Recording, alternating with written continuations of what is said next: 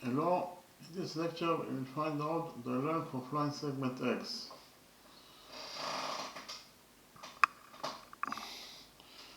In the drawing we have a quarter circle, AFE is a quarter circle. Inside this quarter circle we have square ABCD. In addition we know that line segment DE equals to 12 units. This is angle GDC that is equal to theta. This is angle EDC that is also equal to theta. And our mission is to find out the length of this line segment DG that is equal to X. We have to find out the value of X, that is the length of line segment GD. So we start with the first method. First of all, we know that all the angles inside any square are right angles, so this angle equals to 90 degrees in its size. This angle also equals to 90 degrees in its size. This angle equals to 90 degrees. And finally, this angle of square ABCD equals to 90 degrees in its size.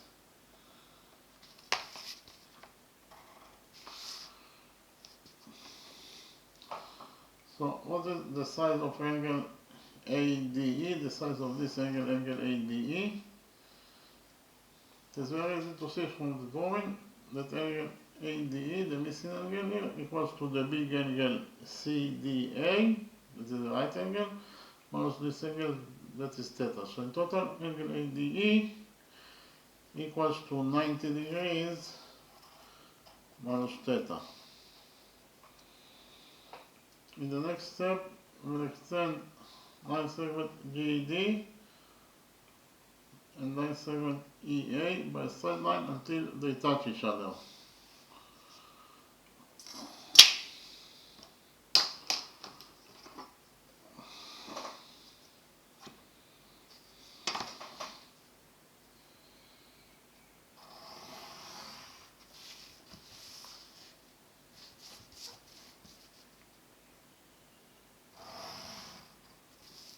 And we define the touching point of the extended line segment GD and the extended line segment EA.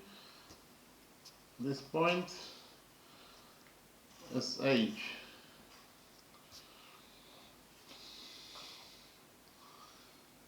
We will extend side CD of square ABCD by a straight line.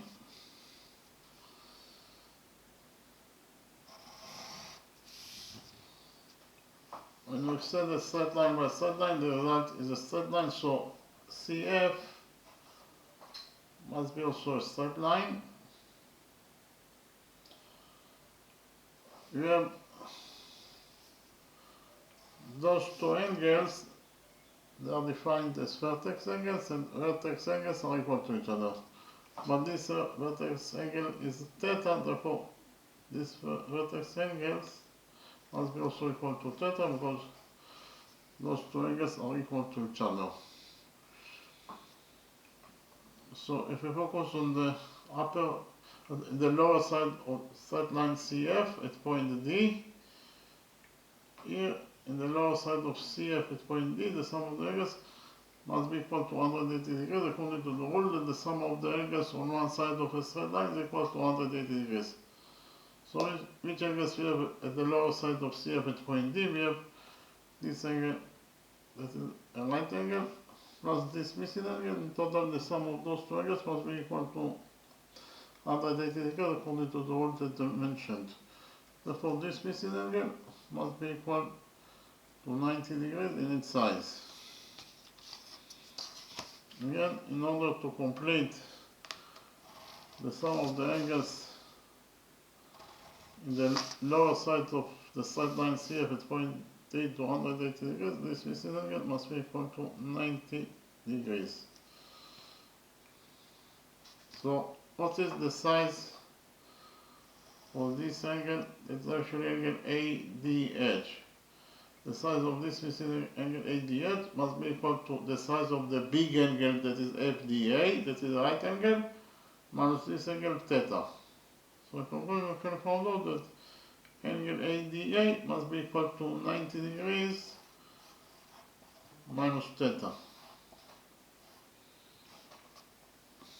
Okay. So here we extended side EA by a straight line, and the result is EH. When you extend the straight line by a straight line, the result is a straight line, so EH is a straight line.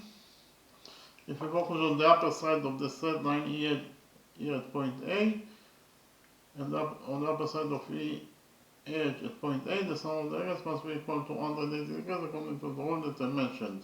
The sum of the areas on one side of a straight line is equal to 180 degrees. So which areas we have at the upper side of EH at point A? We have this angle that is a right angle, plus this missing angle. In total, the sum of those two angles must be equal to 180 degrees. Therefore, this missing angle must be equal to 90 degrees in its size. Again, in order to complete the sum of the angles in the upper side of the edge at point A to 180 degrees, this missing angle must be equal to 90 degrees in its size. In the next step, we prove that those two right triangles can go into each other. That is to say, the right triangle ADH can go into this right triangle ADE. So I write it down. We will prove that this is right triangle ADH.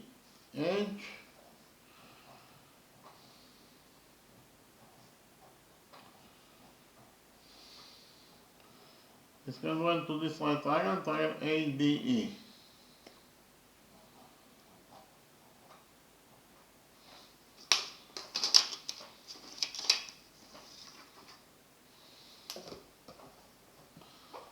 So why those two right triangles can go into each other?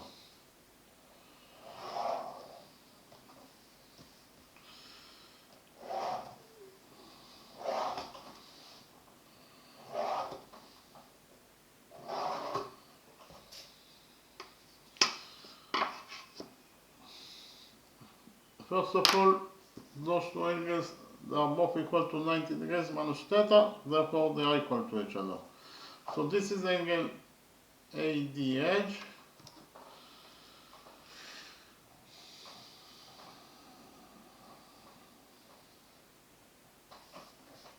and in triangle ADH, and it is equal to this angle, this is actually angle ADE in triangle ADE.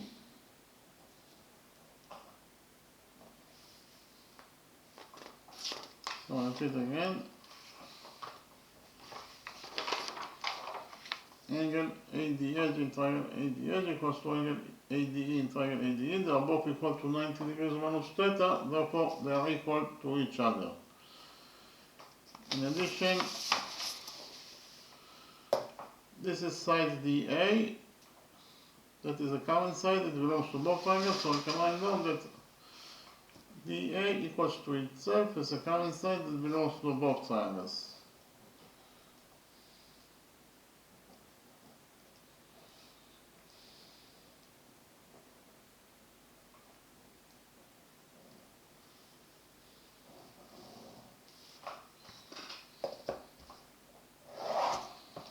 Repeat again. Side DA equals to itself as a common side that belongs to both triangles. And finally, those two angles are both equal to 90 degrees, therefore they are equal to each other. Actually, this is angle HAD.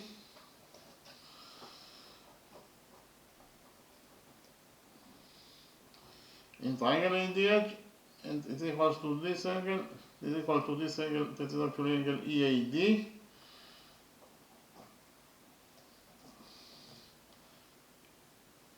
In triangle ADE,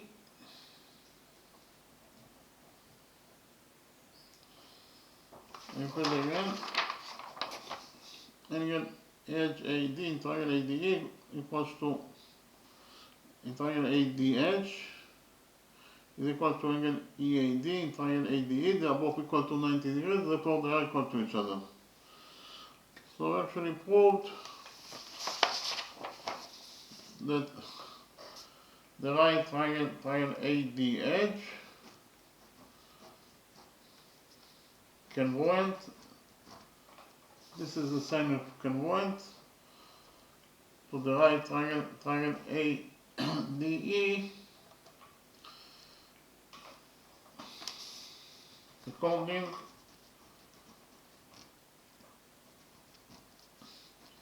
to angle side angle rule.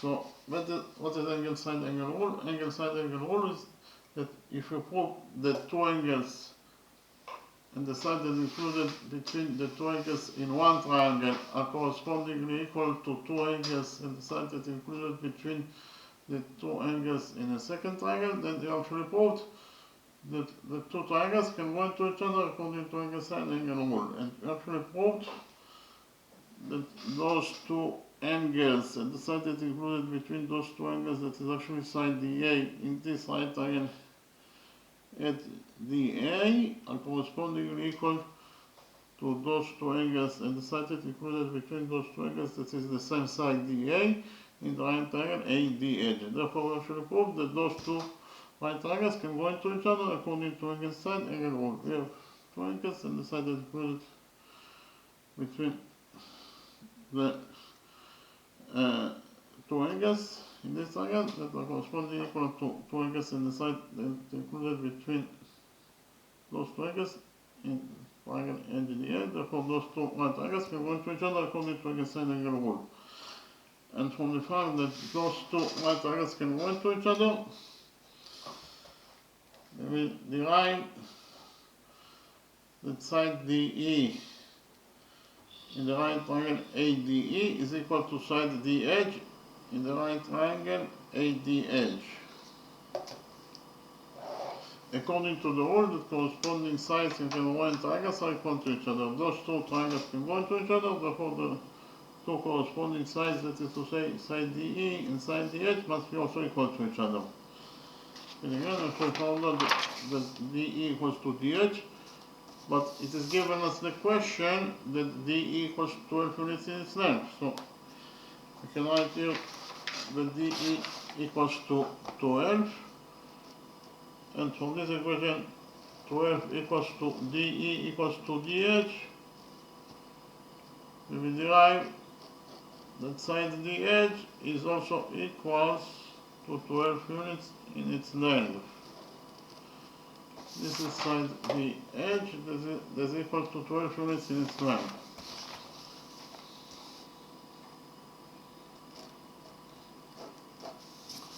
Likewise, according to the same rule that corresponding angles in congruent triangles are equal to each other, we conclude that side AE in the right triangle ADE is equal to side AH in the right triangle ADH.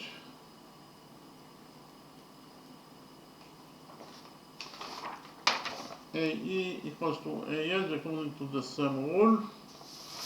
But what is the definition of side AE? AE is actually the radius of this quarter circle.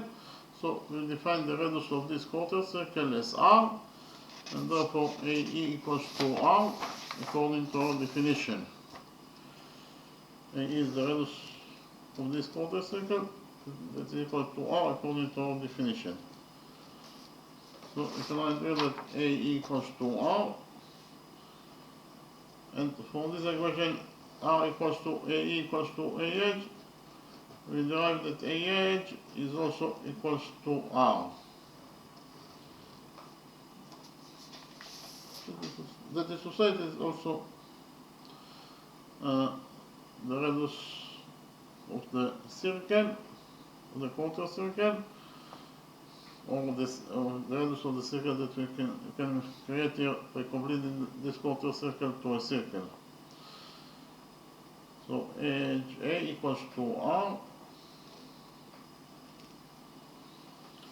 In the next step,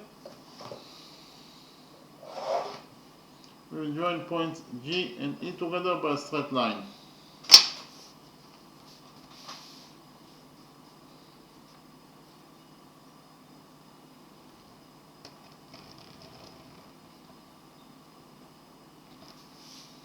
By joining points G and E, we created triangle edge GE. This is triangle edge GE.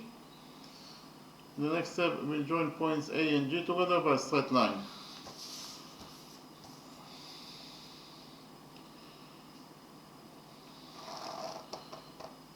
What is the definition of line segment AG? Line segment AG starts from the center of the quarter circle that is actually point A, this point, and ends at point G, that is a point on the quarter circle itself. This is exactly the definition of a radius. Therefore, AG is the radius of this quarter circle that is equal to R according to our definition. So, here, actually, point A is the circumcenter of this triangle, triangle AGE. So I write it down. Point A is the circumcenter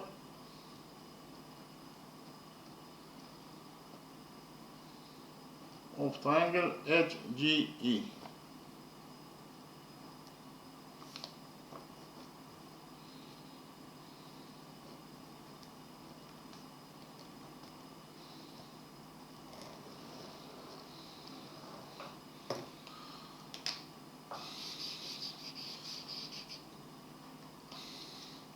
That is to say, the distance of this point A, from the three vertices of triangle HGE are equal.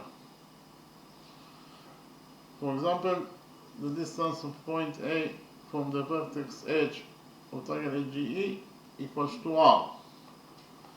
Likewise, the distance of point A from the vertex G of triangle HGE is also R, because AG equals to R. And finally, the distance of this point A from the vertex E of triangle AGE is also R, because AE equals to R. And for that reason, point A is defined as the circumcenter of this triangle, triangle AGE. And because of the fact that point A is the circumcenter of triangle AGE, point A is also point A is the center of the circle that blocks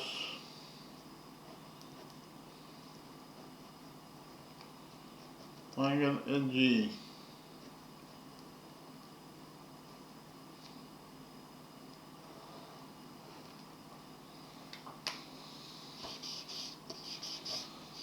Repeat again.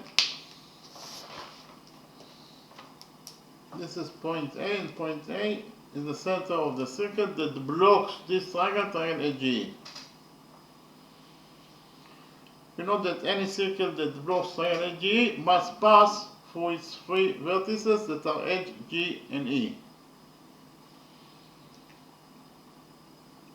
So, the circle that blocks triangle AGE must pass from point E. This is one vertex of this triangle AGE. So what is the radius of the circle that blocks this triangle, triangle AGE? The radius of the circle that blocks triangle AGE starts from the center of the circle that blocks triangle AGE, that is to say point A, and ends at point E, that is a point on the circle itself, because the circle that blocks triangle AGE must pass from point E, that is one vertex of triangle AGE. And therefore, the radius of the circle that blocks triangle AGE starts from point A and ends at point E. That is the point on the circle itself. So, actually, because of the fact that triangle AGE must pass from point E, and the center of the circle that blocks triangle AGE is at point A. So point A is the center of the circle that blocks triangle G, and point E is the point of the circle itself. This is exactly the definition of a radius. Therefore, AE is the radius of the circle that blocks triangle GE, and we already found out that A equals to R. In conclusion, we can definitely say that the center of the circle that blocks triangle G is located here at point A, and its radius is R. And it is also must pass for the three vertices of triangle HGE that are HG and E. This is from one side, but from the other side, if we complete this quarter circle to a circle, we'll get a circle that is radius is also R, because the radius of the quarter circle is R, therefore the radius of the circle must be also equal to R, and its center must be also here at point A. So we have two circles with the same center, that is point A, and the same radius, that is R. Two circles with the same center and the same radii, they are not two circles but one circle. It is the same circle itself. If we have two circles with the same radii and the same center, it is only one circle. It is the same circle, and therefore the circle that will be created by completing this quarter circle to a circle also blocks this triangle G. And because of the fact that the circle that will be created by completing this quarter circle to a circle blocks triangle G, it must pass through point H. Because it is the same circle that blocks triangle G. So I will complete this quarter circle to a circle, and again the circle that will be created must pass through point H.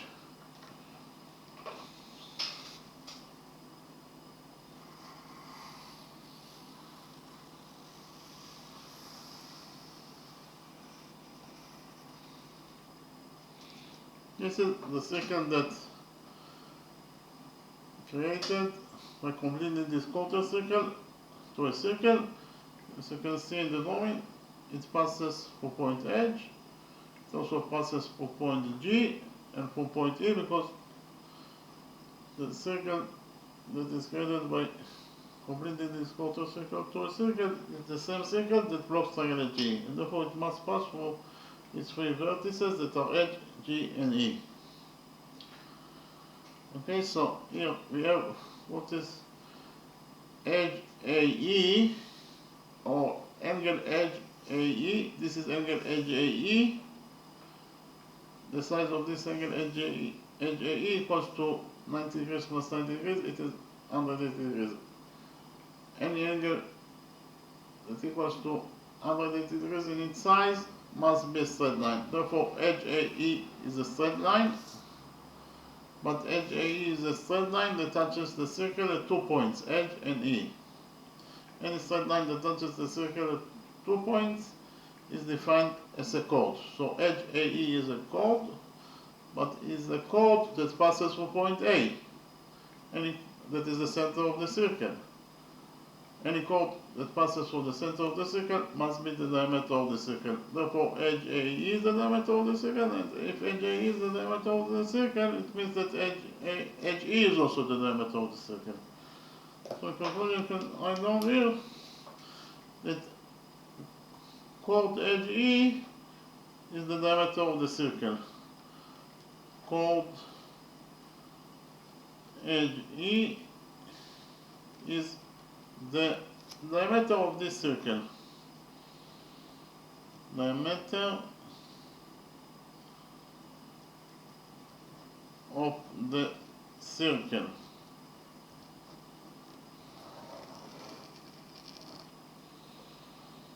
So here we have, this is peripheral angle edge GE. Again, this is peripheral angle edge GE, and this peripheral angle GE is subtended on edge E, that is the diameter of the circle, and we know that any chord that is subtended on the diameter of the circle must be equal to 90 degrees. Therefore, this peripheral element GE must be equal to 90 degrees in its size. So, this is peripheral element GE, that is a right angle. That is to say, it is equal to 90 degrees in its size. So, in the next step, we'll focus on the green quadrilateral GDAE.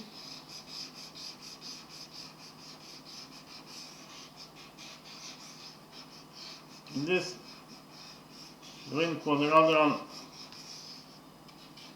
ADGE,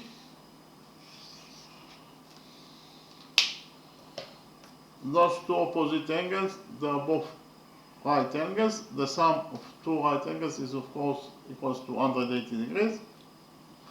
So the green quadrilateral has two opposite angles, that the sum of those two opposite angles is equal to 180 degrees. Any quadrilateral that has two opposite angles, that the sum of them is equal to 180 degrees, it is a cyclic quadrilateral. Therefore, this quadrilateral DGEA is a cyclic quadrilateral. That is to say, you can block this quadrilateral by a circle. So we will block this quadrilateral by a circle.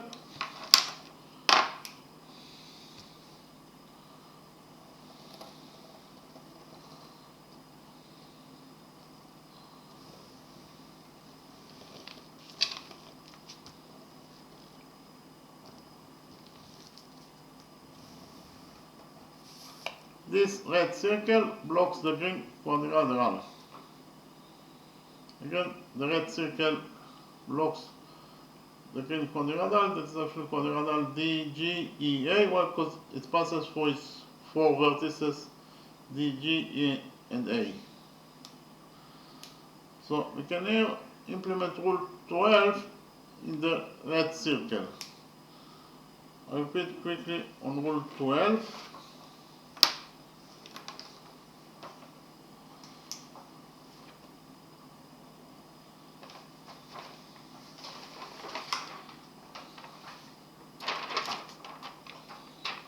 So according to rule 12,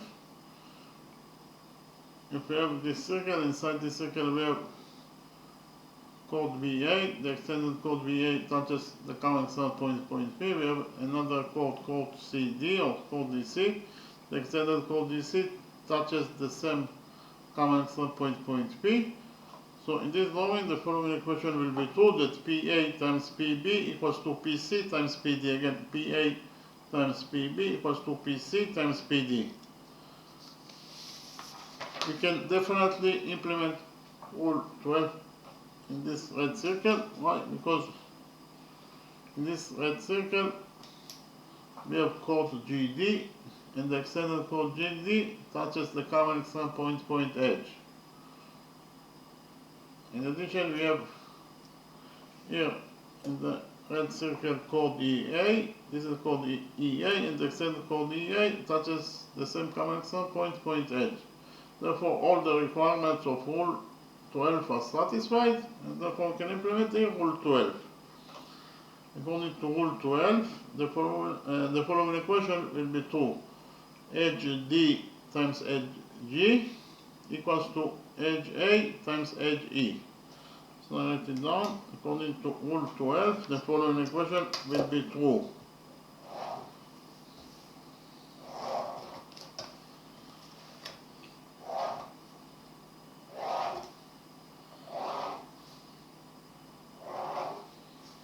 Edge D times edge G equals to edge A times edge E.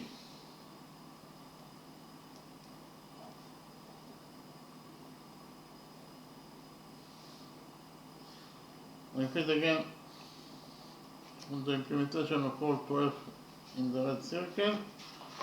According to rule 12, the following equation is true, that edge D times edge G equals to edge A times edge E. edge D equals to 12. This is equation 1 times edge G. Edge G equals to edge D plus DG. Edge D is 12, DG is X. X is the variable that we're looking for in this question. So in total, edge G equals to 12 plus X.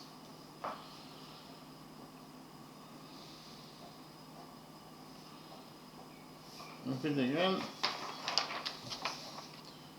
Edge D is 12 and edge G is 12 plus X, and it is equals to edge A. Edge A is R times edge E. Edge E is the diameter of this circle. That's equal to 2R, of course.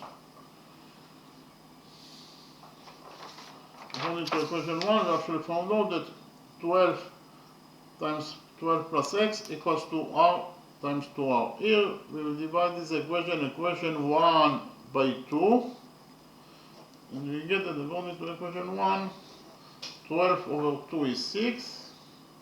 So in total this expression equals to 6 times 12 plus X, and it is equals to, here R squared times R squared is 2R squared, and 2R squared over 2 is R squared. Here we will divide this equation 1 by 6, and we get that according to equation 1, this side of the equation we have left with 12 plus 6. That's equals this side of the equation. After we divide it by 6, it will be R squared over 6. Here we subtract 12 from this equation 1, and finally we will get that according to equation 1, X equals to R squared over 6 minus 12. Okay.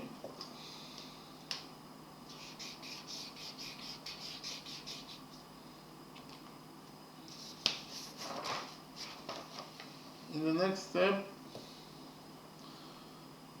we will define the length of one side of this square ABCD as y. Therefore, AD equals to y.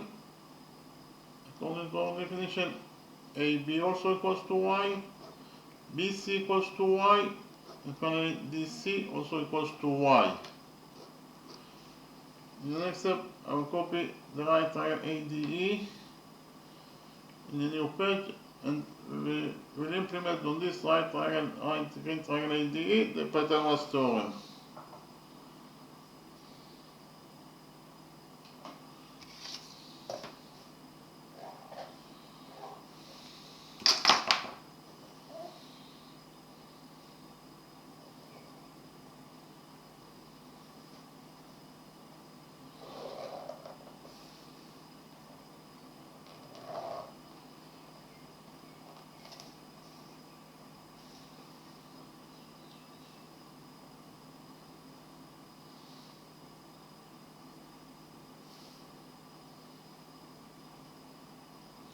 According to our definition, side AD equals to y. It is one side of square ABCD. We have already found out that AE is the radius of the circle of the quarter circle, and also the radius of the circle that is equal to R. And finally, the hypotenuse DE equals to 12 units in its length, according to what is given as the question.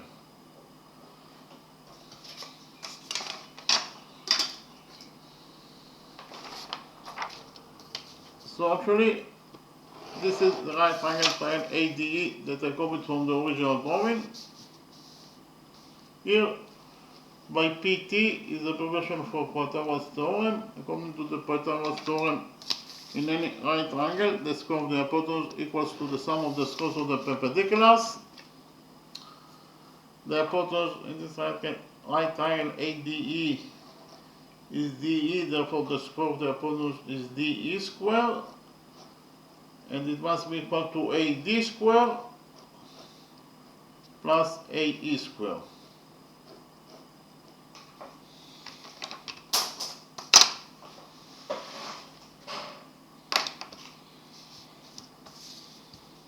This is equation 2.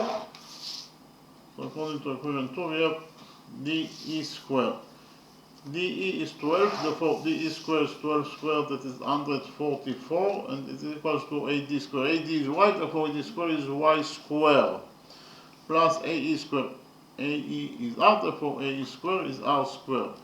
In conclusion, I should found out that according to equation 2, 144 equals to y squared plus r squared. In the next step, we will join points A and C together by a straight line.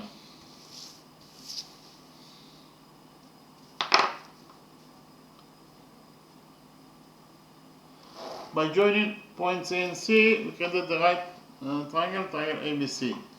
So copy the right triangle ABC in a new page, and we will implement on this right triangle ABC the Pythagoras theorem.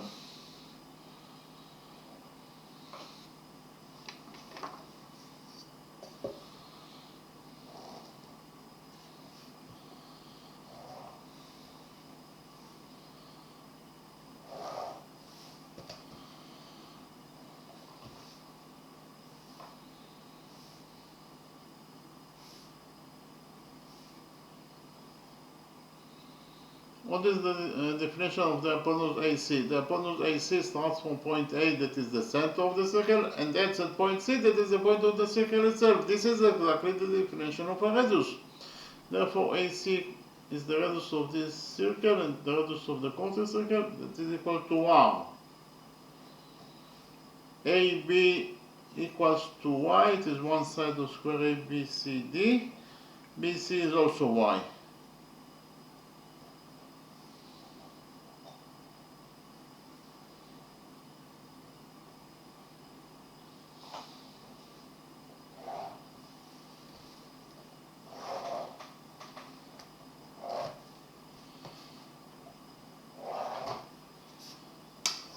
So actually, this is the right triangle ABC that I copied from the original drawing. Here by PT is a progression for Pythagoras theorem. According to the Pythagoras theorem, this will be equation 3. According to the Pythagoras theorem, in this right triangle ABC, AC squared equals to AB squared plus BC squared.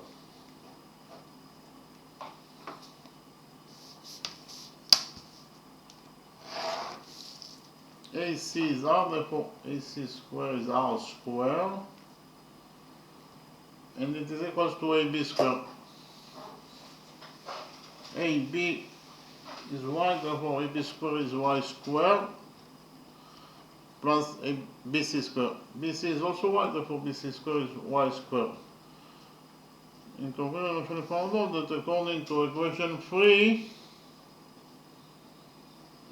R squared equals to Y squared plus Y squared is 2Y squared. So R squared equals to 2Y squared. Here we will divide this equation 3 by 2. And finally we get that according to equation 3, Y squared equals to R squared over 2. And this is according to equation 3. While according to equation 2, we already found out that Y squared plus R squared equals to 144. Now we can substitute Y squared in this. We can substitute Y squared in this equation 2 by R squared over 2 from this equation 3. We'll do it now. We will get that according to equation 2, Y squared is R squared over 2 plus R squared equals to 144. Here we multiply R squared by 2, and then we divide it by 2 in order to a common factor with R squared over 2. So in the numerator, in total we will have R squared plus 2R squared divided by 2, that's equal to 144. and r square plus 2r square is 3r square. So in total this expression equals to 3r square over 2. That is equal to 144.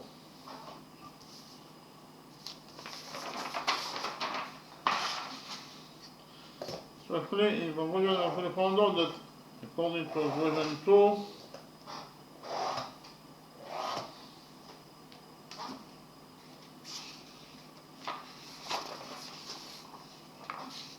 three r square over 2 equals to 144. Here we will multiply this equation 2 by 2.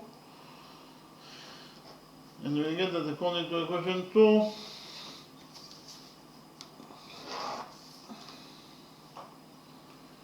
in this side of the equation we left only with 3r square. On the other side of the equation we have 144 times 2, that is 288.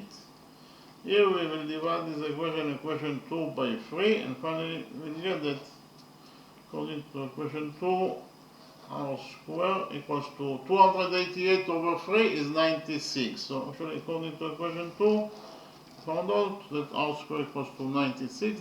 This is according to equation 2. Well, according to equation 1, we have already found out that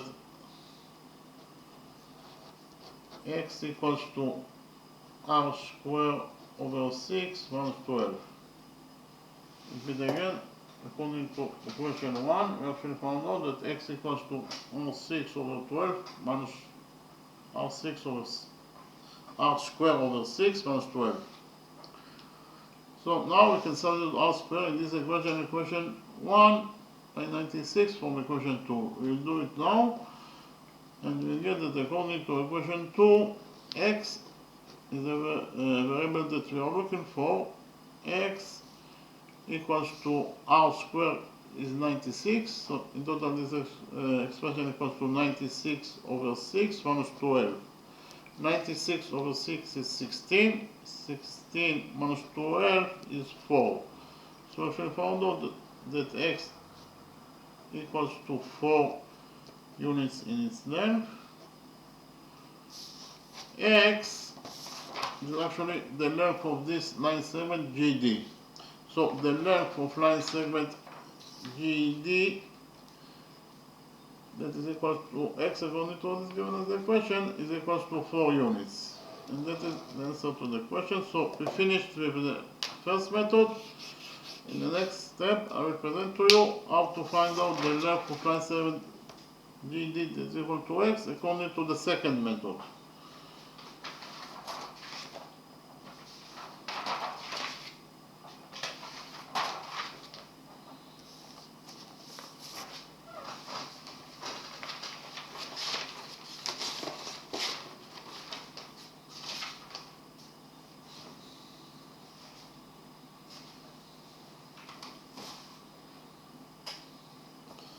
So we have here square ABCD. All the angles inside square ABCD are right angles.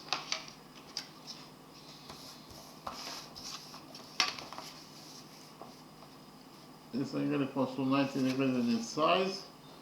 This angle also equals to 90 degrees in its size. This angle equals to 90 degrees in its size.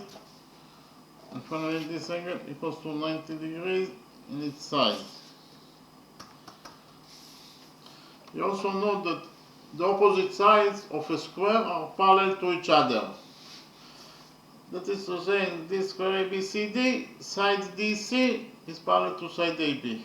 I write it down. Side DC is parallel to side AB in square ABCD. AB is part of the straight line AE. Again, AB is part of the straight line AE. And so part of the straight line AB is parallel to DC, and therefore the straight line AE itself must be also parallel to DC.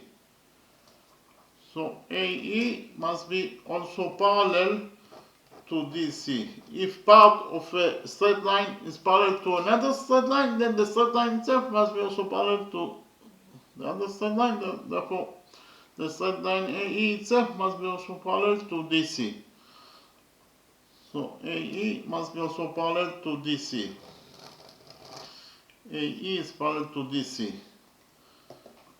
Those two angles are defined as some alternating angles, and those two alternating angles are located between the parallel lines DC and AE. DC and AE. DC is parallel to AE, and therefore they must be equal to each other. According to the rule that alternating angles between parallel lines are equal to each other. Those two alternating angles are located between the parallel lines DC and AE, and therefore they must be equal to each other. So those two angles are equal to each other. But this is angle theta. And therefore this angle must be also equal to theta. Why? Because of the fact that those two angles are equal to each other. So if this angle is theta, then this angle must be also equal to theta. Okay. In the next step, we will do a construction. That is to say, from point G, we will draw perpendicular on AB. Again, from point G, we will draw perpendicular on AB.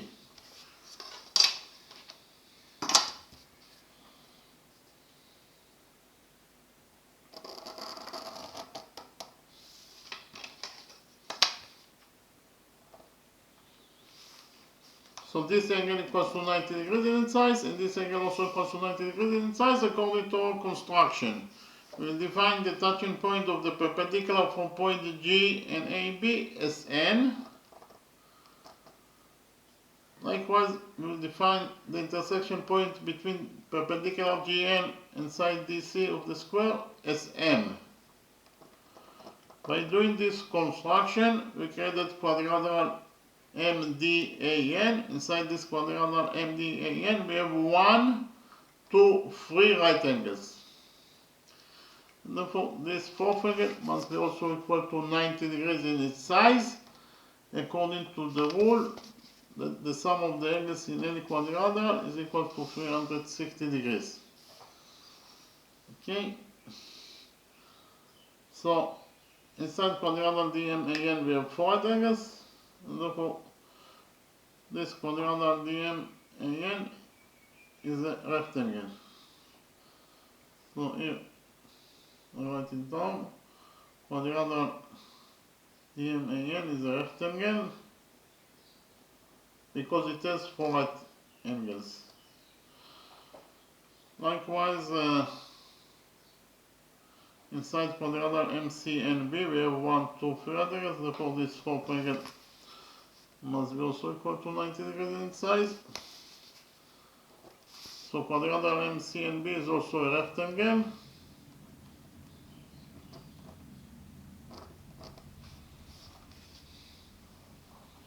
In the next step, GN is perpendicular. GN is a perpendicular, it is absolutely a straight line. So GN is a straight line. If we focus on the left side of the straight line GN at point M, here the sum of the angles must be equal to 180 degrees according to the rule that the sum of the angles in any quadrilateral is equal to 100. According to the rule that the sum of the angles on one side of a straight line is equal to 180 degrees. Therefore, the sum of the angles in the left side of the straight line GN at point M must be equal to 180 degrees according to the rule that I mentioned. So which angles we have at the left side of GN at point M? We have this angle that is a right angle, plus the missing angle, in total, the sum of those two angles must be equal to 180 degrees. And therefore, this missing angle must be equal to 90 degrees in its size. Again, in order to complete the sum of the angles on the left side of the straight line GN point M to 180 degrees, this missing angle must be equal to 90 degrees in its size. And therefore, the small triangle DGM is a right angle.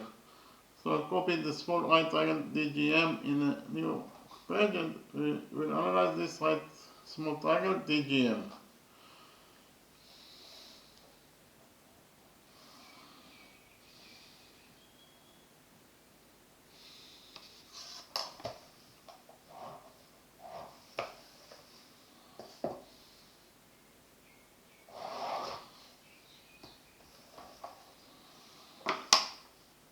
The hypotenuse DG equals to x according to what is given as the question. That is the length that we are looking for in this question. We have to find out the value of x.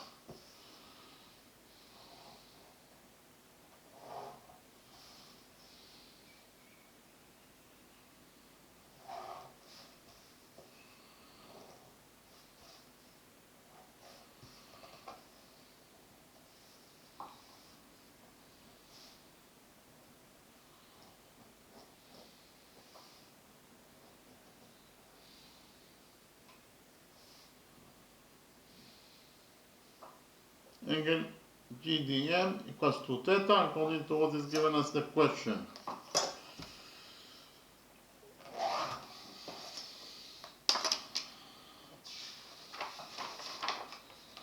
So actually this is the right triangle DGM that I copied from the original drawing. This right triangle DGM, it is very easy to see from the drawing, from this right triangle, that cosine theta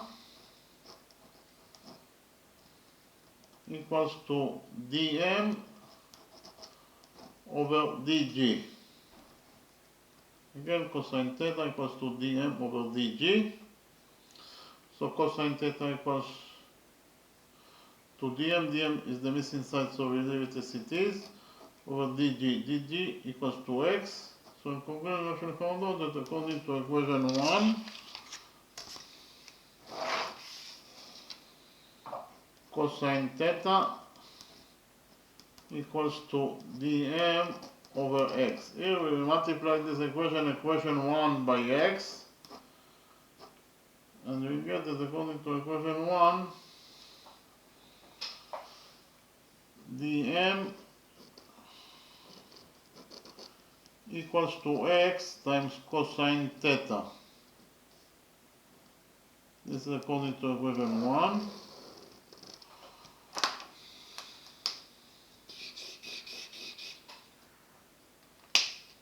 In the next step, I'll copy the right triangle ADE in a new page and we'll analyze this right triangle, triangle ADE. But first of all, we'll define one side of this square ABCD as y, therefore AD will be equal to y. Side AB must be also equal to y. Side CB equals to y, and finally side DC of square ABCD must be also equal to y units in its length.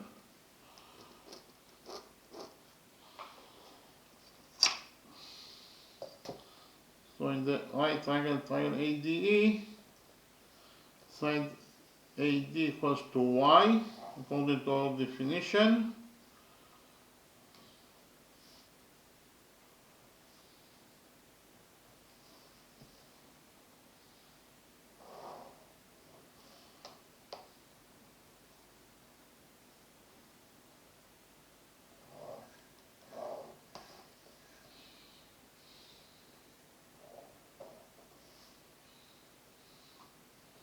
The hypotenuse DE equals to 12 units in its length according to what is given as the question.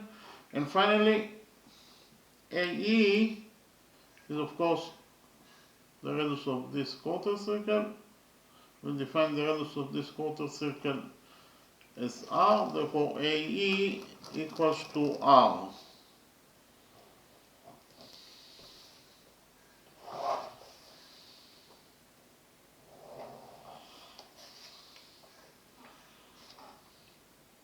The most important thing is here that this is angle theta.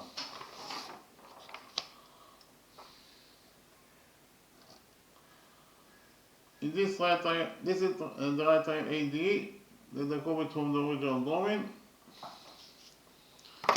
It is very easy to see from the drawing. This angle of course equals to 90 degrees. It is very easy to see from the drawing that in this right triangle ADE, cosine theta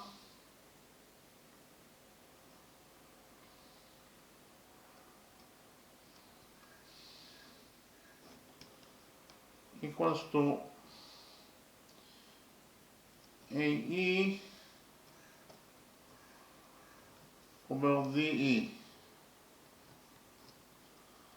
So cosine theta equals to AE, that is R, over DE, that is 12. In conclusion, we found out that according to equation 1, cosine theta equals to R over 12.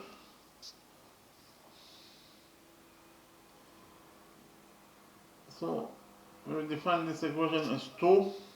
This will be equation 2. So according to equation 2, cosine theta equals to R over 12. While according to this equation, equation 1, we have already found out that dm equals to x times cosine theta. Now we can substitute cosine theta in this equation, equation 1, by cosine theta from this equation, equation 2. We'll do it now and we'll get actually that dm equals to x, and cosine theta according to equation 1 is r over 12. In conclusion, we found out that dm equals to x times r over 12. dm equals to x times r over 12. This is side dm, that's equal to x times r over 12. But we have already found out that this quadrilateral DMAN is a rectangle, and you know that the opposite sides of a rectangle are equal to each other. That is to say, side DM must be equal to side AN, to the opposite side AN in rectangle DMAN. But DM equals to XR over 12, therefore XN must be also equal to XR over 12. Likewise, according to the same rule, in the same rectangle DMAN, side DA must be equal to side MN, to the opposite side MN. But DA equals to Y, therefore MN must be also equal to Y.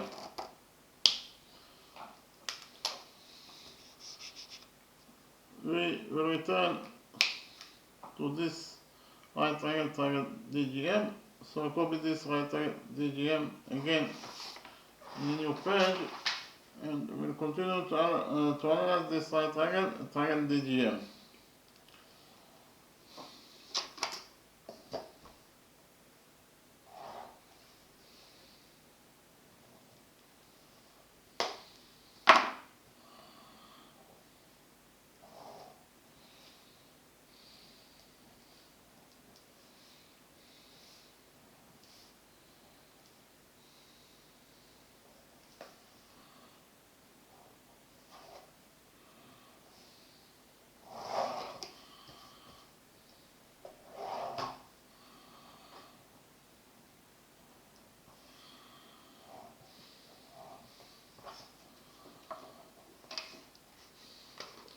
So actually, this is the right triangle DGM that I copied from the original drawing. It's very easy to see from the drawing that in this right triangle DGM, sinus theta equals to GM over GD. So GM is the missing side, so we leave it as it is. So sinus theta equals to GM over DG. DG is x, therefore we substitute GD by x. And we will multiply this equation, so sinus theta, according to this equation 1, equals to gm over x. Here we multiply this equation 1 by x, and finally we get that according to this equation 1, gm equals to x times sinus theta. This is according to equation 1. I'll copy the right angle ADE again in this new page, and we'll continue to analyze this right angle ADE.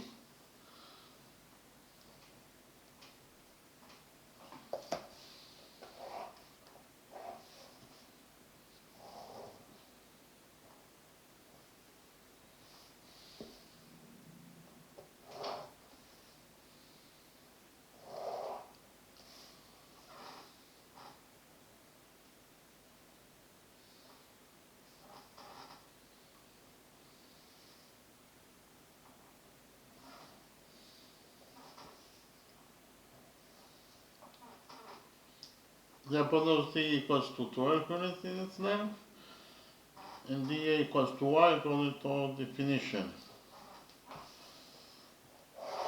So actually,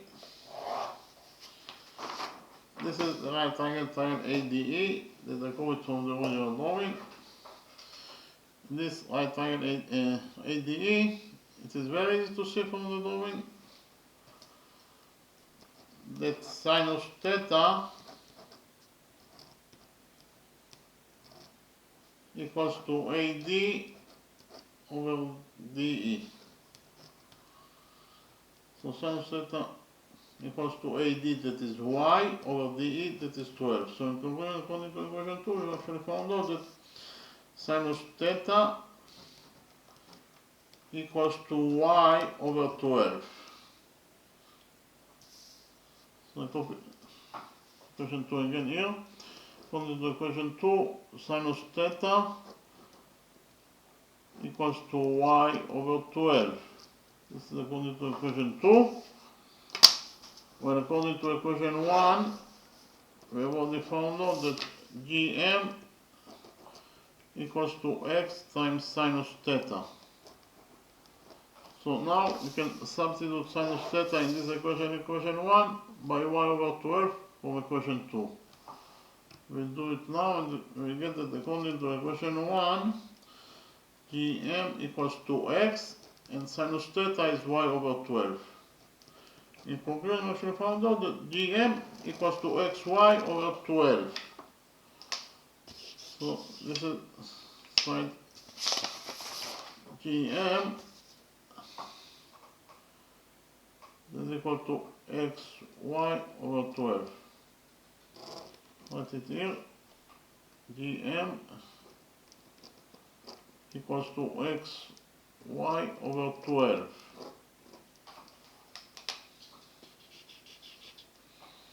In the next step, we'll join points A and G together by a straight line.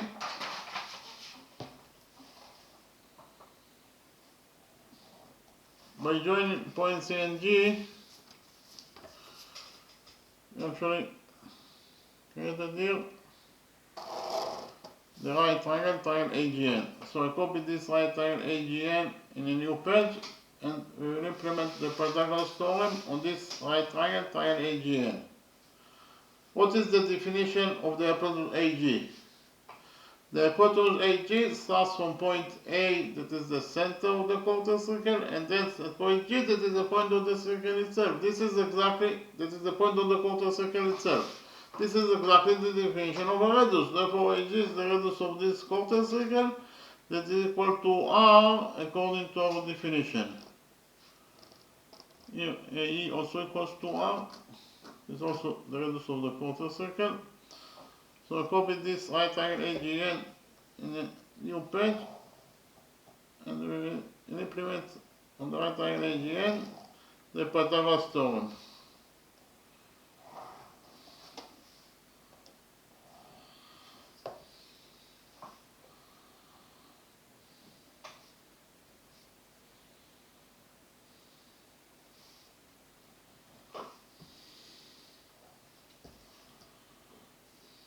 Again, the hypotenuse AG equals to R. This is the radius of the quarter circle. We have already found out that AN, side AN with the right angle AGN equals to XR over 12.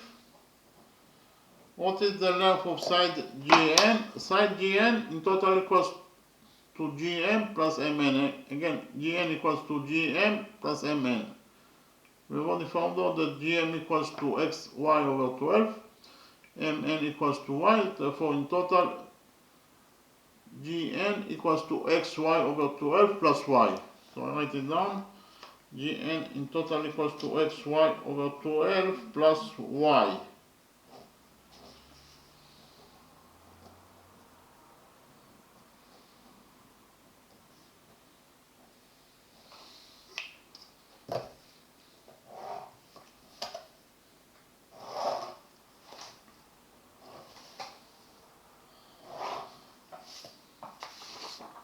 So actually, this is the right angle AGN that I copied from the original drawing. Here by PT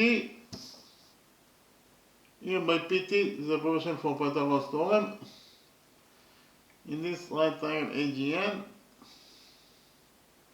according to the Pythagoras theorem, in any right angle the square of the hypotenuse equals to the sum of the squares of the perpendiculars. So this will be equation 1.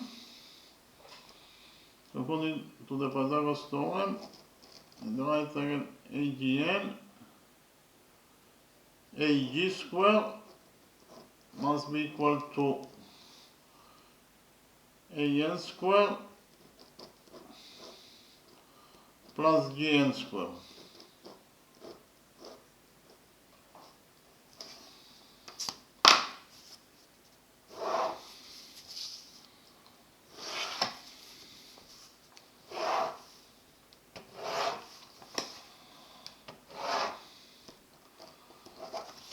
AG is R, therefore AG square is R square, and it is equal to AN square. AN is XR over 12, therefore AN square is XR over 12 squared. This is actually X squared times R square over 12 squared. 12 squared is 144 plus GN square. GN is XY over 12 plus Y, therefore GN square is XY over 12 plus Y square. In conclusion, according to equation 1, we shall find out that R square equals to X square times R square over 144 plus XY over 12 plus Y square. So here we take Y as a common factor from this expression, and we get that according to equation 1, R square equals to, here we have X squared times R square over 144 plus, here we take Y as a common factor from this expression. So Y is taken as a common factor. So what is left from X, Y over 12 after we took from it Y as a common factor? What is left is actually X over 12 plus what is left from Y after we took from it Y as a common factor. What is left is actually Y, all under squared, all squared. So in the next step, we'll open the brackets here. We have two brackets, so we'll open one bracket, and we get that we have two pairs of brackets, and we will open one pair of brackets here, and we get that R square equals to X squared times R square over 144 plus, here we open one pair of brackets, so here we'll have Y squared, and after we open the brackets here, we'll have here X over 12 plus 1 also squared.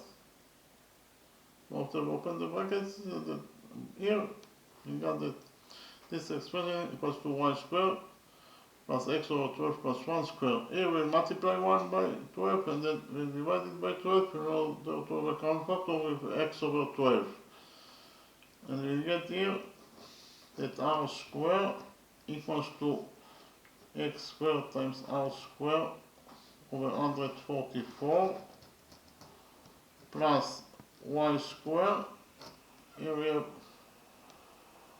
so in the numerator in total we will have x plus 12 because we multiplied 1 by 12 divided by 12 squared.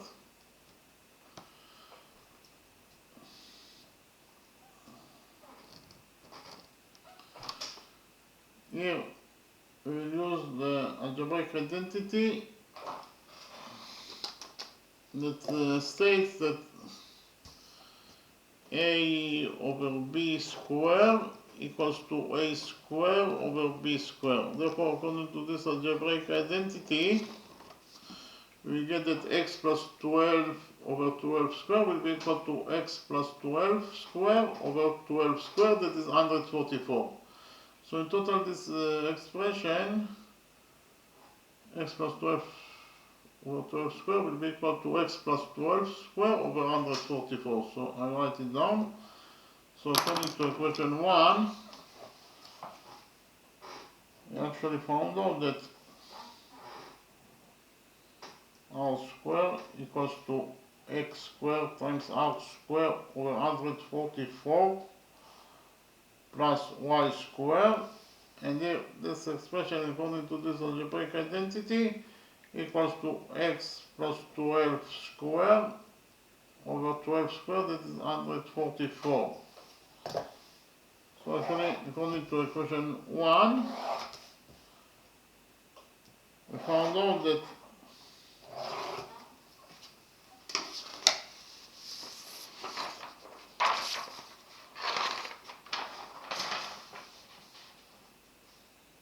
r squared equals to x squared times r squared over 144 plus y squared times x plus 12 squared over 144. In the next step, we will join points A and C together by a straight line. By joining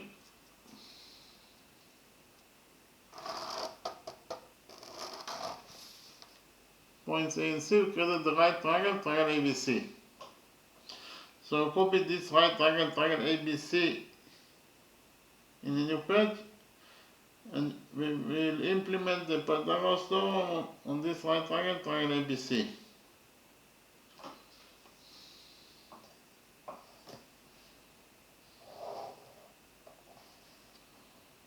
Here by PT is a version for Pythagoras theorem.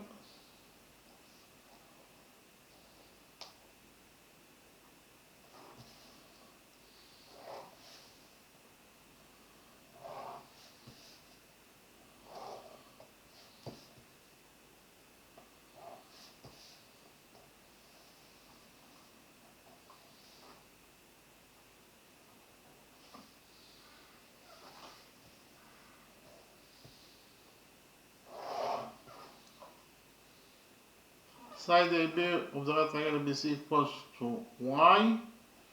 Side BC also equals to y because it is both those two sides AB and BC are the two sides of square ABCD, therefore they are equal to each other. They are equal to y according to our definition.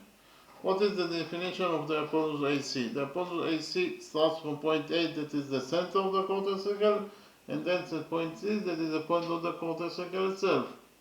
This is exactly the definition of a radius. Therefore, AC is the radius of this quarter circle. That's equal to R according to our definition.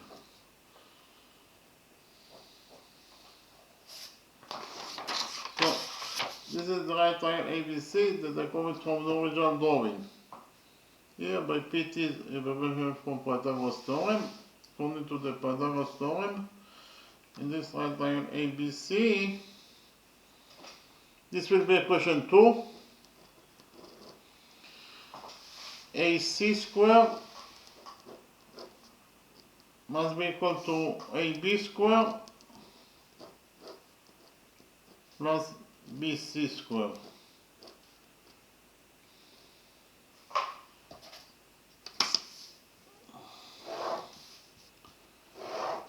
AC is R, therefore AC squared is R squared, and it is equal to AB squared. AB is y, therefore AB squared is y squared, plus BC squared. BC is y, therefore BC squared is y squared. In conclusion, according to equation 2, we found out that R squared equals to y squared plus y squared is 2y squared. This is according to equation 2.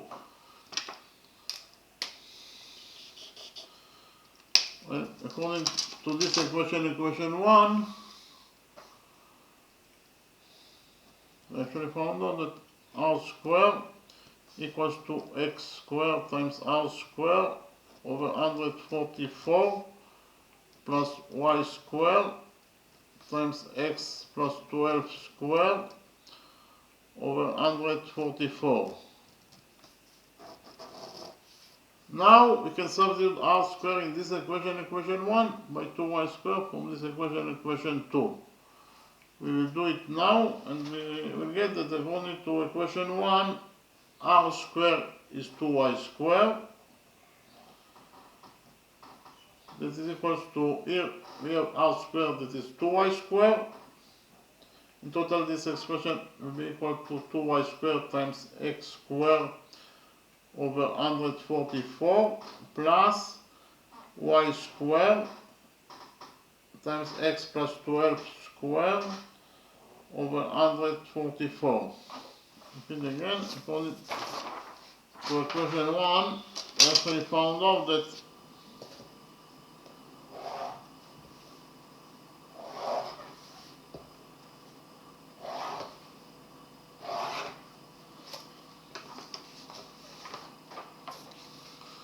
y squared equals to 2y squared times x squared over 144 plus y squared times x plus 12 squared over 144.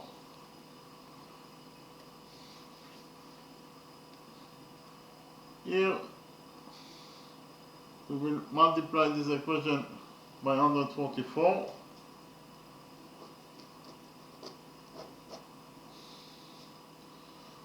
In this side of the equation we have 2y squared times 144 is 288 y squared, and is equals to here 144 in the denominator will get cancelled, and we'll left only with 2y squared times x squared plus here we have y squared. After we cancel the denominator 144, we left only with y squared times x plus 12 squared.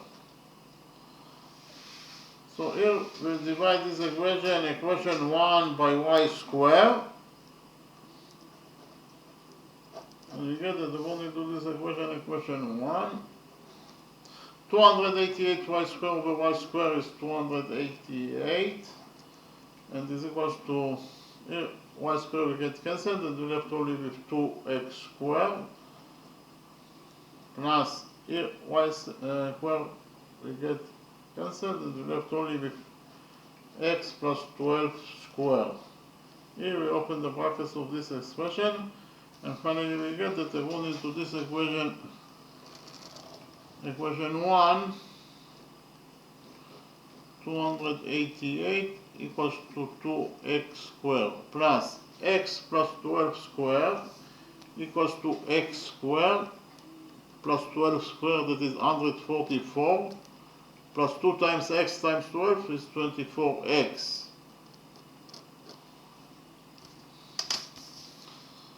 So I shall found out that according to this equation, equation 1, 288 equals to, the other side of the equation we have 2x squared plus x squared is 3x squared plus 24x plus 144 equals to 288. Here we subtract 288 from this equation, equation 1, and finally we get that according to equation 1, in this side of the equation we have 3x squared plus 24x, and 144 minus 288 is minus 144. In this side of the equation we left with nothing. 0. Here we divide this equation 1 by 3. And finally we get that according to this equation 1, x squared equals to 24x over 3 is 8x. Minus 144 over 3 is minus 48. Is equal to 0. So this is a quadratic equation.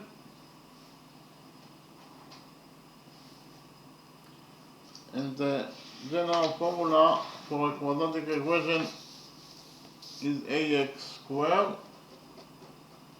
plus bx plus c equals to 0. In this general formula, a, b, and c are the coefficients of this quadratic equation, and x is the variable that we are looking for. And we find out the value of x according to the following formula. X equals to minus b plus minus square root of b squared minus 4 times a times c over 2a. In our specific quadratic equation, that is to say x squared plus 8x minus 48 equals to 0, the coefficient a equals to 1. The coefficient b equals to 8, and finally the coefficient c equals to minus 48. So we put the values of a, b, and c, those values from our specific quadratic equation in this general formula in order to find out the value of the values of x in our specific quadratic equation. X squared plus 8x minus 48 equals to 0. I remind you that x is the variable that we are looking for in this question. X is actually the length of line 7 GD, and it's equal to x.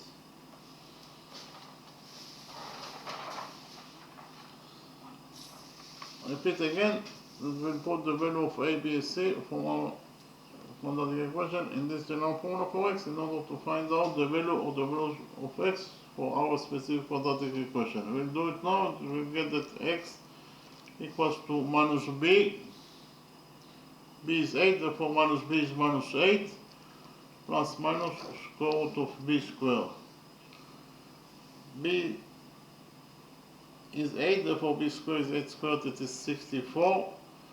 Minus 4 times a is 1, so minus 4 times 1 is minus 4, times c, that is minus 48. So minus 4 times minus 48 is plus 192 divided by 2a. A is 1, therefore 2a is 2 times 1, that is 2. So actually, according to here we have found out that x equals to minus 8 plus minus, inside the root we have 64 plus 192 is 256 divided by 2. So x equals to minus 8 plus minus, and the square root of 256 is 16 over 2. So here we will have two solutions that are possible for x. One of those two solutions will be definitely a negative solution, because x equals to minus 8 minus 16, it is definitely a negative number. But because of the fact that x is the length of line 7 GD, x as a length must be a positive number. So we'll take in the negative solution is the incorrect solution, and we'll take into account only the positive solution for x. And the positive solution for x is as follows: x equals to minus 8 plus 16 over 2. Minus 8 plus 16 is 8, and 8 over 2 is 4. In conclusion, we found out that x equals to 4 units in its length. Repeat again that x is the length of this line 7 GD, so GD that is equal to x is equal to 4 units. Okay, so we finished with the second method. In the next step, I will summarize the lecture. We'll start with the first method, of course.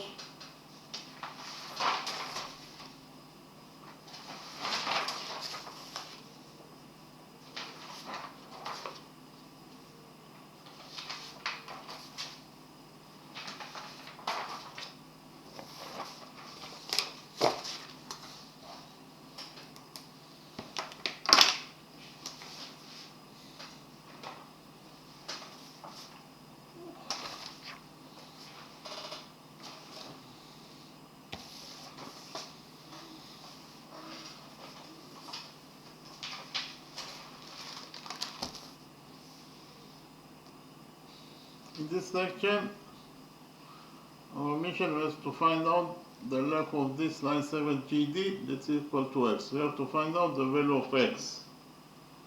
So in the drawing, we have a quarter circle. AFE is a quarter circle. Inside this quarter circle, we have this square ABCD. In addition, we know that this is line segment DE that is equal to 12 units in its length. This is angle GDC that is equal to theta. This is angle CDE that is also equal to theta. And our mission is to find out the length of this line segment GD that is equal to x. We have to find out the value of x. So we started with the first method. Here, because of the fact that ABCD is a square, all the four angles inside square ABCD are right angles. So those four angles are all right angles. Okay, so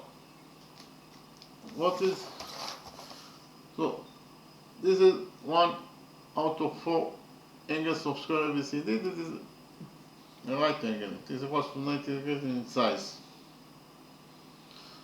So the big angle CDA equals to 90 degrees. This angle equals to theta. Therefore, the missing angle must be equal to the big angle CDA minus theta. That is to say the missing angle. This is angle ADA. That is the missing angle must be equal to 90 degrees minus theta.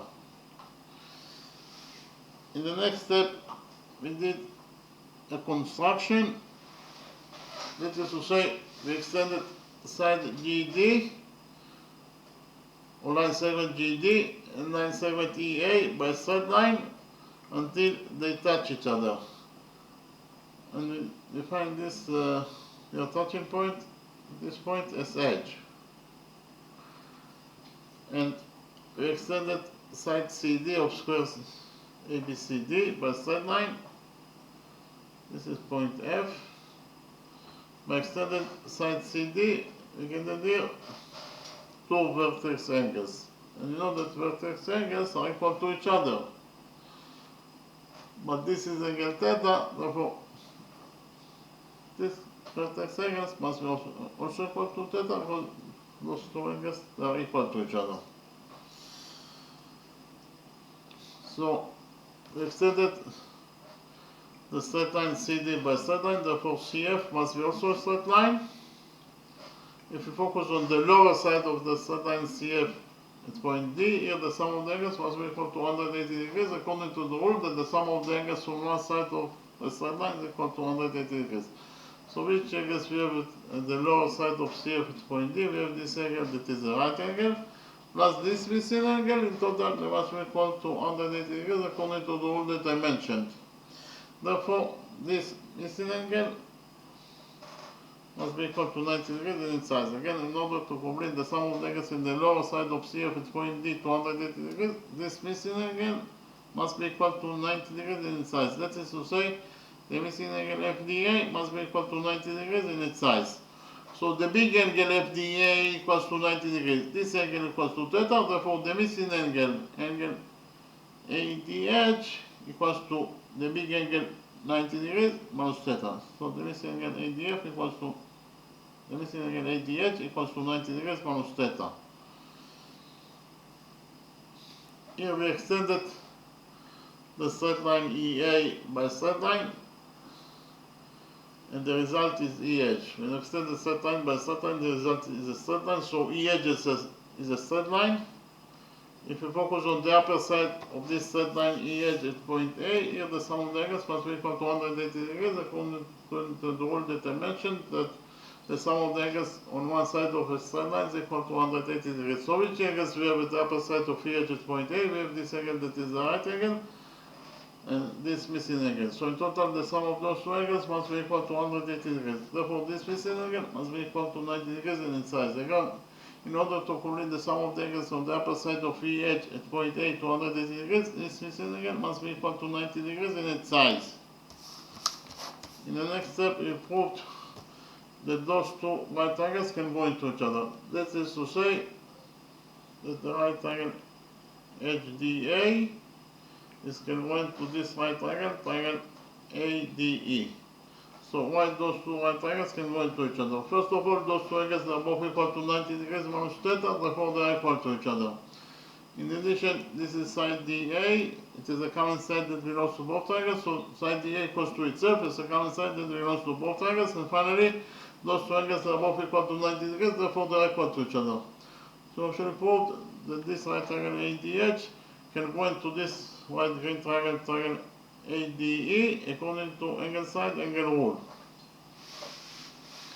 So what is angle side angle rule? Angle side angle rule is that if we prove that two angles and the side that is included between the two angles in one triangle are correspondingly equal to two angles and the side that is included between the two angles in a second triangle, then we actually proved that the two triangles can go into each other according to angle side angle rule. And we proved in our drawing, in relation to this right angles, that those two angles and the side that included between those two angles, that is side AD, in this right triangle ADH, are correspondingly equal to those two angles and the side that included between the two angles that is also the same side DA in the right triangle ADH.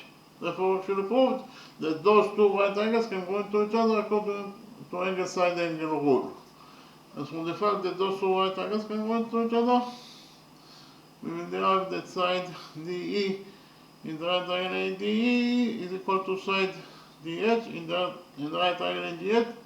In the right triangle ADH, according to the rule that corresponding sides and congruent triangles are equal to each other. Those two right triangles can go into each other, therefore the two corresponding sides, that is to say side DE and side DH, must be also equal to each other. Okay. DE must be equal to DH, but D equals to 12 units according to what is given as the question. So we can write here that D equals to 12, and from this equation 12 equals to D equals to DH, we will derive that DH also equals to 12. Here, this is side DH, that is also equals to 12 units in its name. Likewise, according to the same rule that corresponding sides and congruent triangles are equal to each other, we derive that side AD in the right triangle ADH is equal to side AH in the right triangle ADH. That those two sides are equal to each other. But side AE is the radius of this quarter circle. We define the radius of this quarter circle as R, therefore AE equals to R. So here we can derive that AE equals to AH. According to our definition, A equals to R, it is the radius of the quarter circle, and for this equation R equals to AE equals to AH, we will derive that AH also equals to R. Here, this is side AH, that is also equals to R. In the next step, we joined point G and E together by straight line. By joining points G and E, we created the triangle GEH. This triangle GEH. In the next step, we joined points G and A together by straight line. So what is the definition of line segment GA? Line segment GA starts from the center of the quarter circle, this point that is point A, and that's a point G that is a point on the quarter circle itself. This is exactly the definition of a radius. Therefore, AG is the radius of this quarter circle that is equal to R according to our definition. So AG also equals to R. So if we relate to this triangle AGH, then point A will be the circumcenter of this triangle AGS. Again, point A is the circumcenter of this triangle AGH. That is to say, the distance of this point A from the three vertices H, G, and E are equal. Why? Because the distance of point A from point H is R, because AH equals to R. Likewise, the distance of point A from the vertex E of triangle EGH is also R here. And finally, the distance of point A from the vertex G of triangle EGH, of triangle EGS, of triangle EGH, the distance of point A from the vertex G is also R. And therefore, point A is defined as the circumcenter of this triangle EGH. And in addition, we know that because of the fact that point A is the circumcenter of triangle HGE, point A is the center of the circle that blocks triangle HGE. Again, point A is the center of the circle that blocks this triangle HGE. We know that any circle that blocks triangle HGE must pass through its three vertices that are H, G, and E. So we know that the center of the circle that blocks triangle HGE is at point A, and it must pass through its three vertices H, G, and E. But what is the radius of the circle that blocks triangle HGE? We know that it must pass through the three vertices H, G, and E. So definitely point E is the point on the circle that blocks triangle HGE, because it must pass through point E, that is one vertex of triangle HGE. So point A is the point on the circle that blocks triangle HGE. Again, point E is the point on the circle that blocks triangle HGE, and point A is the center of the circle that blocks triangle HGE. This is exactly the definition of a radius. Therefore, AE is the radius of the circle that blocks triangle HGE. And we already found out that A equals to R. Therefore, the radius of the circle that blocks triangle HGE equals to R, and its center is here at point A. That is from one side, but from the other side, if we complete this quarter circle to a circle, we will get also a circle that its radius is R, because the radius of the quarter circle is R. Therefore, the radius of the circle that will be created by completing this quarter circle to a circle will be also R, and the center of this circle will be also at point A. So we have two circles with the same radius, that is R, and the same center, that is A. Two circles with the same, or the I in the same center, they are not two circles, but only one circle. It is the same circle actually. That is to say, the circle that blocks triangle HGE is the same circle that will be created by completing this quarter circle to a circle. And therefore, the circle that will be created by completing this quarter circle to a circle is also blocks triangle HGE. So if it blocks triangle HGE, it must pass through point H. In conclusion, we found out that the circle that is completed, the circle that will be created by completing this quarter circle to a circle must pass through point H. Okay, so what is the definition of line segment HAE? Line segment HAE, first of all, angle HAE equals to 90 degrees plus 90 degrees, that is 180 degrees. We know that any angle that is equal to 180 degrees in its size, it is a straight line. Therefore, HAE is a straight line. HAE is a straight line that touches the circle to 2 points, H and E. And therefore, HAE is a chord, but HAE is a chord that passes through point A, that is the center of this circle, and we know that any chord that passes through the center of the circle must be the diameter of the circle. Therefore, edge AE is the diameter of the circle. If edge AE is the diameter of the circle, then edge E is also the diameter of the circle. Here, chord edge E is the diameter of the circle. Here, I wrote it here. Chord edge E is the diameter of the circle.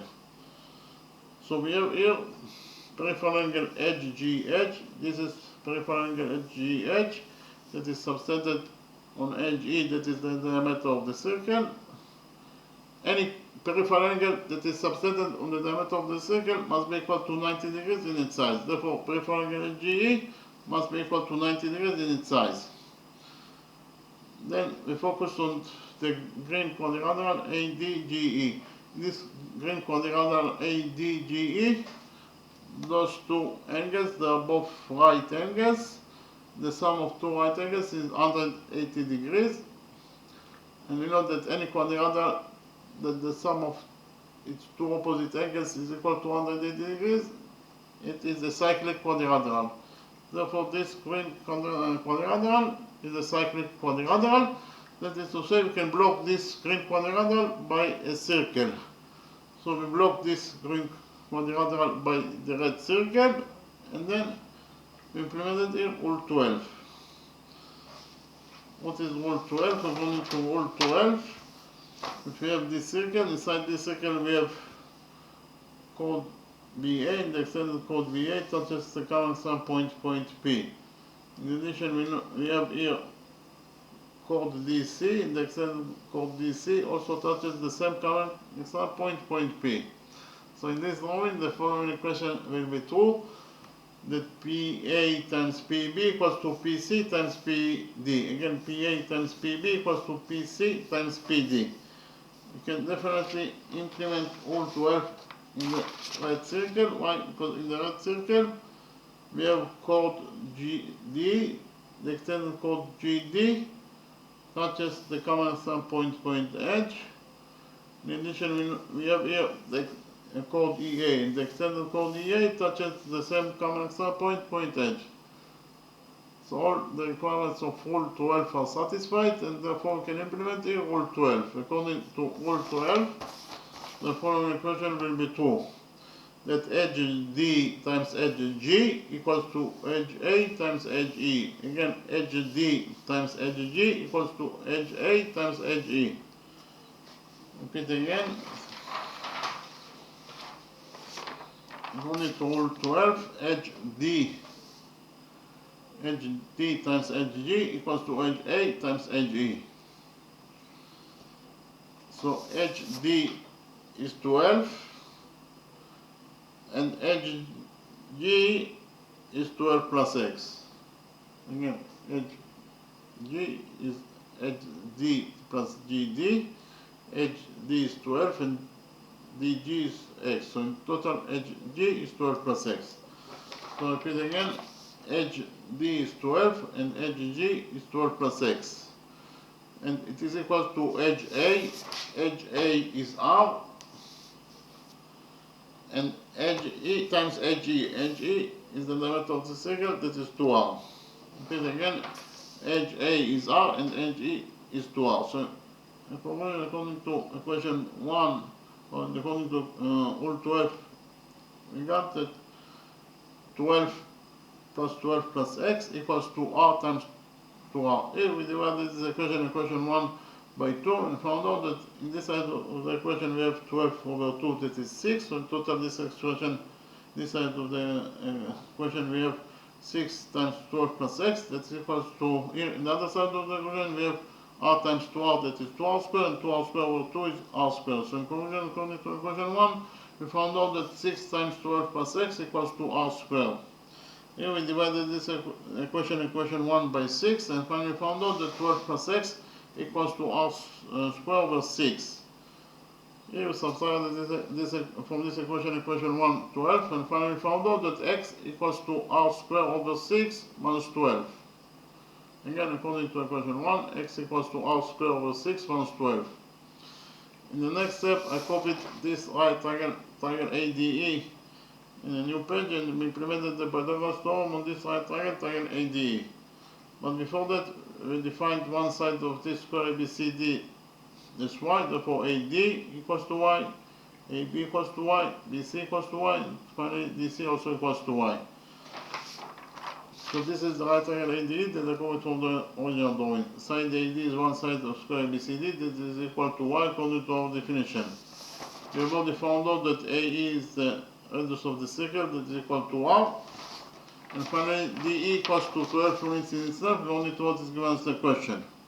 So in this right triangle ADE, according to the Pythagoras theorem, DE square equals to AD square plus AE square.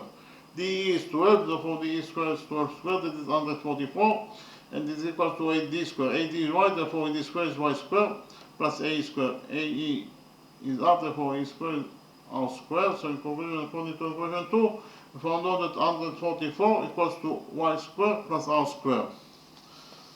In the next step, we join points A and C together by a straight line. By joining points A and C, we can do the right triangle ABC. So copy the right triangle ABC in the new page and implemented the Pythagoras theorem on this right triangle, triangle ABC. This is the right triangle ABC that according to the original drawing. What is the definition of the hypotenuse AC? The hypotenuse AC starts from point A, that is the center of the circle, and that's at point C, that is the point of the circle itself. This is exactly the definition of radius. Therefore, AC is the radius of the circle, that is equal to r. AB equals to y, BC also equals to y. Both those two sides are the sides of the circle, and one side are the sides of square ABCD, and one side of square ABCD equals to y. Therefore, AB equals to BC equals to y. So this is the right triangle ABC that is according to the original drawing. According to the Pythagoras theorem in this right triangle ABC, AC square equals to AB square plus BC square. AC is r, therefore AC square is r square, and it is equal to AB square. AB is y, therefore AB square is y square plus BC square. BC is y, therefore BC square is y square. So in conclusion, we actually found out that according to equation 3, r square equals to y square plus y square, that is 2y square. So according to equation 3, we found out that r square equals to 2y square. Here we divided this equation 3 by 2, and finally found out that y square equals to r square over 2. This is according to equation 3, while according to equation 2, we already found out that y square plus r square equals to 144. Now we can substitute y square in this equation 2, by r square over 2 from equation 3. We did it, and we found out actually that according to equation 2, y square is r square over 2, plus r square equals to 144. Here we multiply the square by 2, and then we divided by 2 in order to have a common factor with r square over 2. So in total, the numerator will have r square plus 2r square divided by 2. This is equal to 144. R square plus r square is 3r square.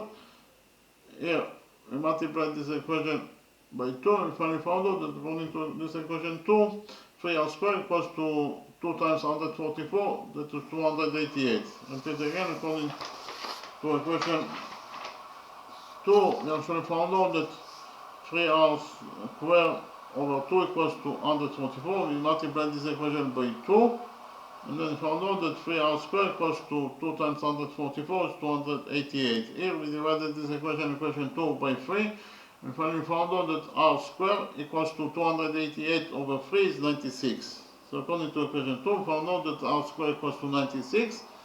This is according to equation 2, while according to equation 1,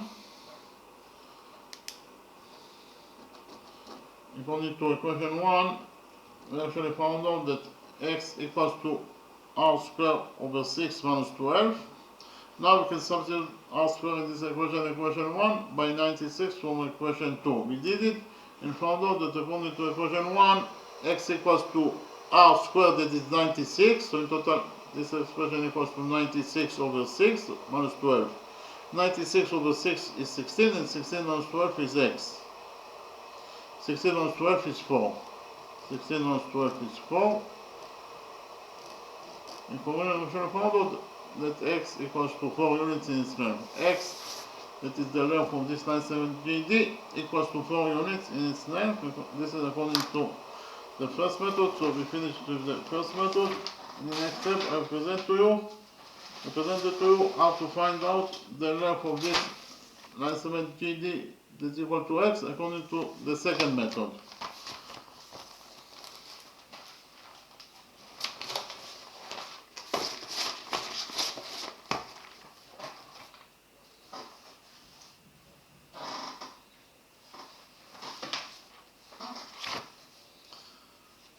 First of all, we know that all the four angles inside this square ABCD are right angles, so those four angles are all right angles.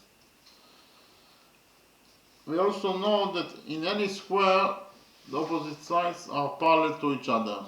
Especially it is true in square ABCD.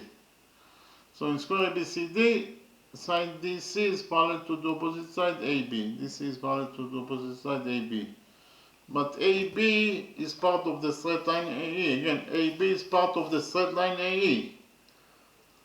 So part of the straight line AE is parallel to DC, therefore the straight line AE itself must be also parallel to DC.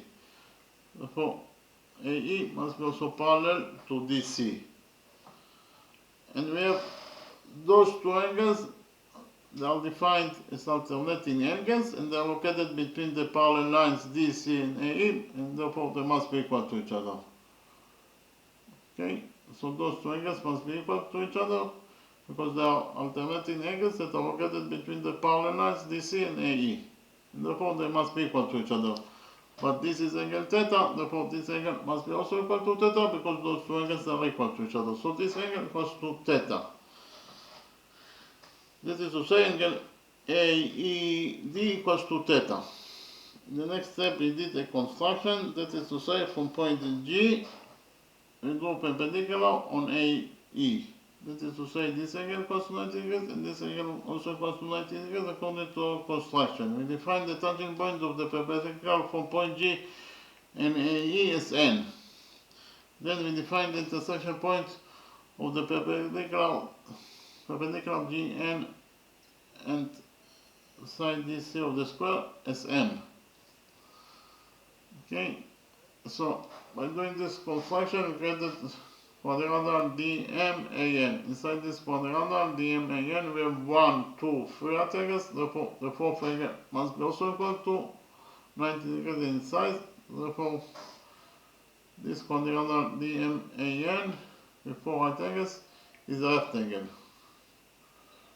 Okay, and this quadrilateral MCNB also have 1, 2, 3 angles. Therefore, the fourth angle must be also equal to 90 degrees according to the rule that the sum of the angles in any quadrilateral is equal to 360 degrees. Therefore, this quadrilateral MCNB is also a rectangle.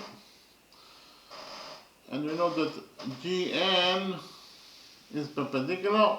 So GN is a perpendicular, it is absolutely a straight line. So if we focus on the left side of the straight line GN at point M, here the sum of the angles must be equal to 180 degrees, according to the rule that the sum of the angles on one side of a straight line is equal to 180 degrees. So which angles we have at the left side of GN at point M? We have this angle that is the right angle plus the missing angle. In total it must be equal to 180 degrees according to the rule that I mentioned. Therefore, this missing angle must be equal to 90 degrees in its size. And therefore, the small triangle DGM is a right angle. So I copy the right angle DGM in this new page. This is the right angle DGM that I copied from the original drawing. This is angle theta. DG equals to x. X is the variable that we are looking for in this question. So in this triangle DGM, it is very easy to see that cosine theta equals to dm over dg. So cosine theta equals to dm over dg. dg is x. So in total, cosine theta equals to dm over x. Here we multiply this equation 1 by x, and finally found out that dm equals to x times cosine theta. This is according to equation 1. Then I copied the right triangle ADE in this new page, and we analyze this right triangle ADE. First of all, we defined one side of square ABCD as y, and therefore all the four sides are equal to y, and especially side AD. This is one side of square ABCD is y. The hypotenuse DE equals to 12 units in itself, according to what is given in the question. And what is the definition of side AE? Side starts from the center of the quarter circle and then it points E, that is a point on the quarter circle itself. This is exactly the definition of a radius. Therefore, AE is the radius of this quarter circle that is equal to R. So this is the right triangle ADE that I copied from the original drawing. In this right triangle ADE, cosine theta equals to AE over DE. That is to say, cosine theta equals to AE, that is R, over DE, that is 12. So in conclusion, we actually found out that according to equation 2, cosine theta equals to R over 12. This is according to equation 2, while according to equation 1, we have already found out that dm equals to x times cosine theta.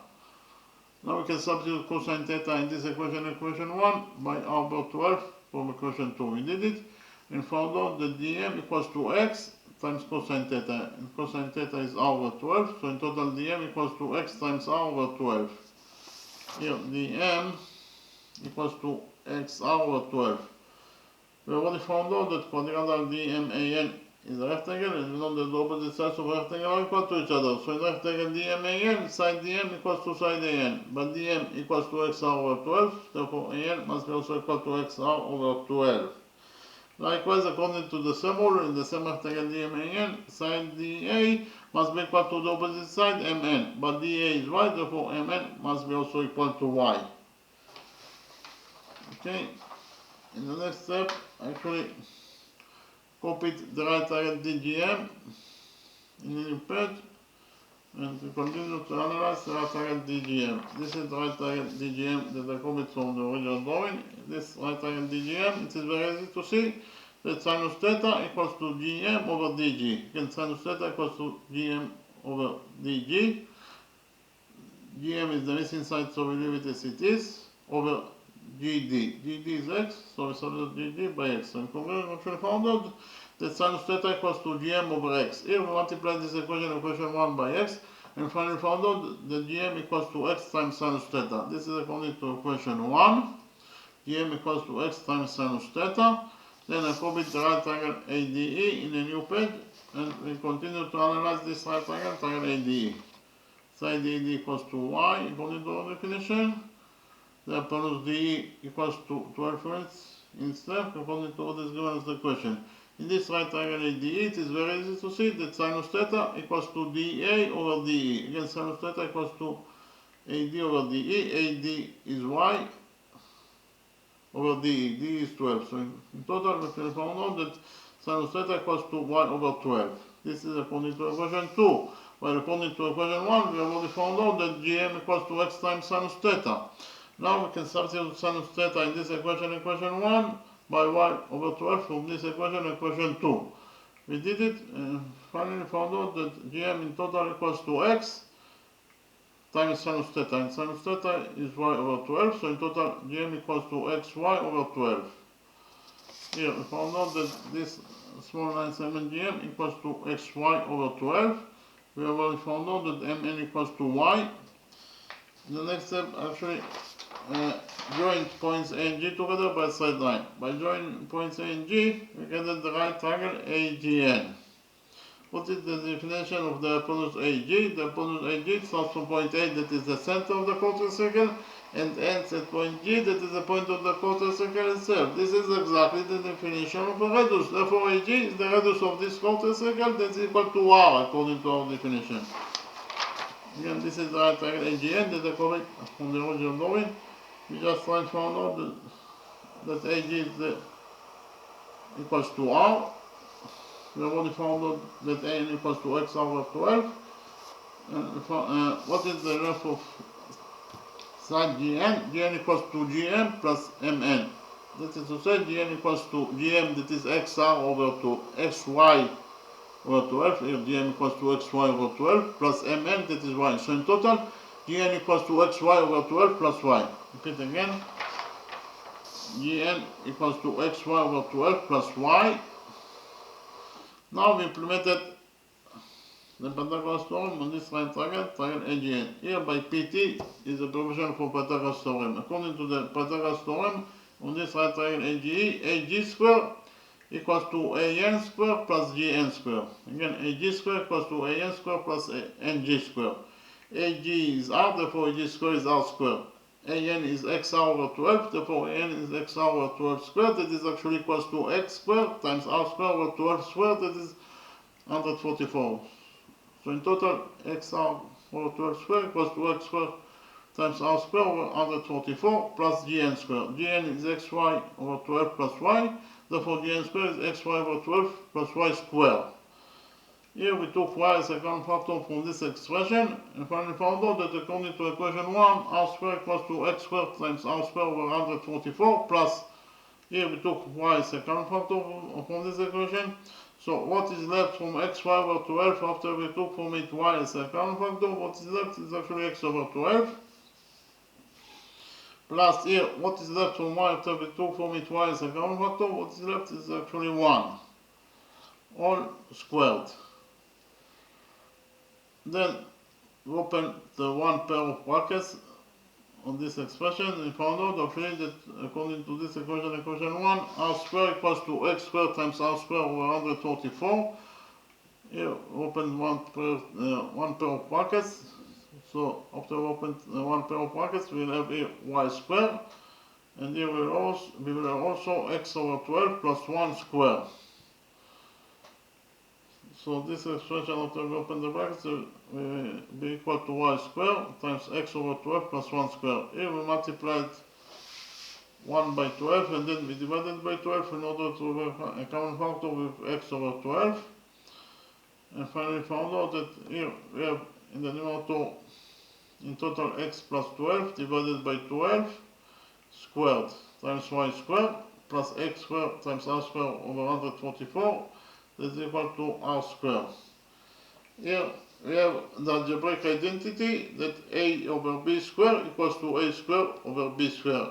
According to this algebraic identity, we will get that x plus 12 over 12 squared will be equal to x plus 12 squared over 12 squared, that is 144. So in total this expression will be equal to x plus 12 squared over 144.